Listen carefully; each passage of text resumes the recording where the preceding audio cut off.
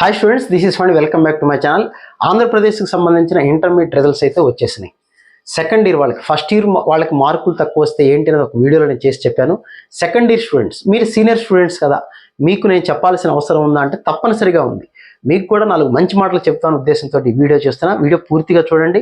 ఎవరికైనా second year marks తగ్గిన students లేదా ఫెయిల్ అయిన స్టూడెంట్స్ ఉంటే వాళ్ళకి తప్పనిసరిగా నా వీడియో పంపించండి. వాళ్ళు కూడా కొంతవరకన్నా ఉపశమనం పొందుతారంటే నా ఉద్దేశం.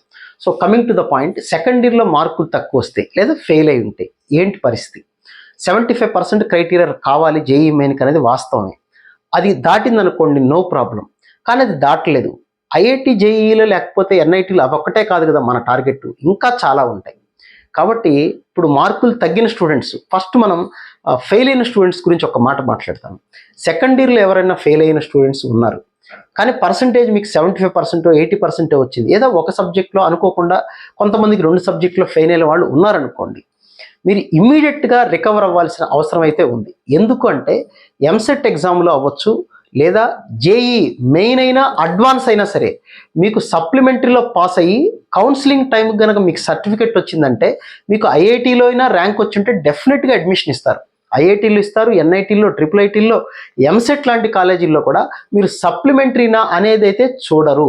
ఇది గుర్తుపెట్టుకోండి స్టూడెంట్స్ అందరికీ. నేను చెప్పే మాట ఏంటంటే, మీకు ఒకవేళ ఏదైనా సబ్జెక్ట్ కనుక ఫెయిల్ అయి ఉంటే కమింగ్ వెంటనే మనకు అడ్వాన్స్ సప్లిమెంటరీ ఎగ్జామ్స్ పెడుతున్నారు. అడ్వాన్స్ సప్లిమెంటరీలో మీరు రాసి కౌన్సిలింగ్ టైంకి మీ రిజల్ట్స్ వచ్చేస్తాయని నేను అనుకుంటున్నా. వచ్చేసి ఉంటే మీరు అందులో కనుక పాస్ అయి ఉంటే, ఐఐటీలోనో లేకపోతే జేఈ మెయిన్లో ర్యాంక్ వచ్చి ఉంటే మీరు తప్పనిసరిగా కౌన్సిలింగ్లో పార్టిసిపేట్ చేయొచ్చు, లేదా ఎంసెట్లో పార్టిసిపేట్ చేయొచ్చు కౌన్సిలింగ్లో. అప్పుడు మీకు సీట్ ఇస్తారు. సప్లిమెంటరీనా కాదనేది ఎవ్వరూ పట్టించుకోరు. వాళ్ళకి కావలసినటువంటిది మీరు ఇంటర్మీడియట్ పాస్ అయ్యారా లేదా. ఐఐటి ఎన్ఐటీ వాటిలో అయితే ఓపెన్ కేటగిరీ వాళ్ళకి 75% సెకండ్ ఇయర్లో వచ్చిందా లేదని చూసుకుంటారు, అంతే. కాబట్టి ఒకవేళ మీరు ఎవరైనా ఫెయిల్ అయి ఉన్నా దాని గురించి ఎక్కువ ఆలోచించకుండా బాధపడటం అనేది సహజం. ఎందుకు తగ్గిందనో మీకు మాత్రమే నిజాలు తెలుసు, లేదా మీరు ఓపెన్గా మాట్లాడుంటే మీ పేరెంట్స్కి తెలుసు. ఒక్కసారి మీరు పేరెంట్ కూర్చొని ఆలోచించుకొని ఎక్కువగా దాని గురించి మీరు బాధపడిపోయి కమింగ్ డేస్లో జరిగేటువంటి ఎంసెట్ ఎగ్జామ్స్ అనే తొందరలో, అలాగే తెలంగాణలో అయినా ఆంధ్రాలో అయినా, ఇంకా తెలంగాణలో అయితే ఇంటర్మీడియట్ రిజల్ట్స్ రాలేదనుకోండి, ఆంధ్రప్రదేశ్లో ఎప్పుడో మే 21 నుంచి ఎంసెట్ ఎగ్జామ్స్ ఉన్నాయి. మే 18 కొంతమందికి అడ్వాన్స్ కూడా క్వాలిఫై అయిన వాళ్ళు అవుతారు, ఇంకా అది కూడా రిజల్ట్స్ రాలేదు కాబట్టి. ఇంటర్మీడియట్లో కొంతమంది కొంతమంది ఫెయిల్ అయి ఉండొచ్చు. రకరకాల కారణాలు ఉంటాయి. ఏ కారణాలు, ఇప్పుడు మనకు కారణాలు చెప్పి తప్పించుకునే ఉద్దేశం కాదు మనకి. నిజమైన కారణాలు ఉంటాయి, నెగ్లిజెన్స్ అయి ఉండొచ్చు, రకరకాలు అయి ఉండొచ్చు. కాబట్టి స్టూడెంట్స్ అందరూ కూడా గుర్తుపెట్టుకోవాల్సింది ఏంటంటే, ఇది మనకి కేవలం ఒక ఒక ఎదురు దెబ్బ తగిలింది. ఆ ఎదురు దెబ్బ నుంచి మనం ఒక గుణపాఠం నేర్చుకోవాలి. ప్రతిరోజు లెసన్స్ నేర్చుకోవటం జీవితంలో. ఇది ఒక లెసన్.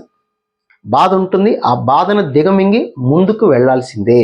మీరు ఇంజనీరింగ్లో మీ ప్రతిభ ఇప్పుడు ఏదైతే మీకు తగ్గిందని బాధపడుతున్నారు ఈ క్షణంలో, దాన్ని మీరు గుర్తుపెట్టుకొని ఇంజనీరింగ్లో సూపర్ సక్సెస్ అయ్యి ఒక మంచి క్యాంపస్లో ప్లేస్మెంట్ కొట్టగలిగితే, దానికి ఇదేం అడ్డుపుల్ల కాదు.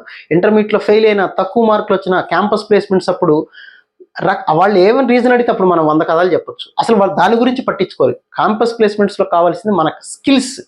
వాళ్ళు అడిగేటువంటి క్వశ్చన్స్కి మనం ఆన్సర్స్ చెప్పగలిగితే అది స్కిల్స్ అంటారు. ఆ స్కిల్స్ కమ్యూనికేషన్ స్కిల్స్ అవ్వచ్చు, మనకి ఆ సబ్జెక్ట్ మీద గ్రిప్ అవ్వచ్చు. మార్క్స్ అనేది చూస్తారు, బట్ మనకి ఎప్పుడైతే స్కిల్స్ బాగా ఉన్నాయో ఈ మార్క్స్ని కూడా మనం ఓవర్కమ్ చేసి ముందుకు వెళ్ళొచ్చు.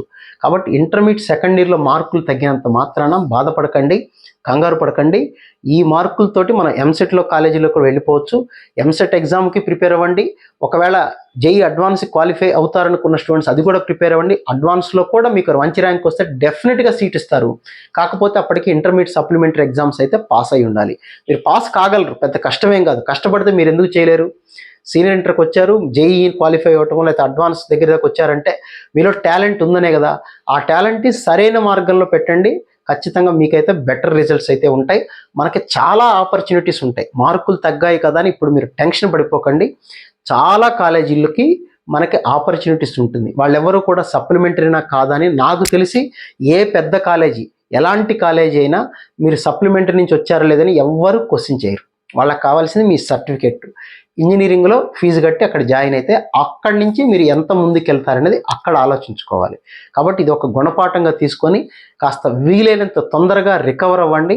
తొందరగా మనకు దగ్గరలో ఉన్న ఎంసెట్ ఎగ్జామ్ లేకపోతే విట్, ఎస్ఆర్ఎం, బిట్స్ ఏవో ఉంటాయి కదా, వీటన్నిటికి మీద మీరు కాన్సన్ట్రేషన్ చదువులో తగ్గిందాన్ని చదువు మీదే కాన్సన్ట్రేట్ చేసి ముందుకెళ్ళడానికి అయితే ట్రై చేయండి. So wish all good luck. మీకు ఇంకా ఏదైనా డిప్రెషన్ అనిపిస్తే నాకు ఒక మెయిల్ చేయండి, funnySir@iitmaths@gmail.com, లేకపోతే నా వీడియో కింద కామెంట్ సెక్షన్లో మెన్షన్ చేయండి. లైవ్కి వచ్చినప్పుడు మీతో నేను డీటెయిల్గా డిస్కస్ చేస్తాను, మీకు తప్పనిసరిగా రిప్లై ఇస్తాను. మీరు కంగారు పడిపోవాల్సిన అవసరం అయితే ఏమీ లేదు. So wish all good luck.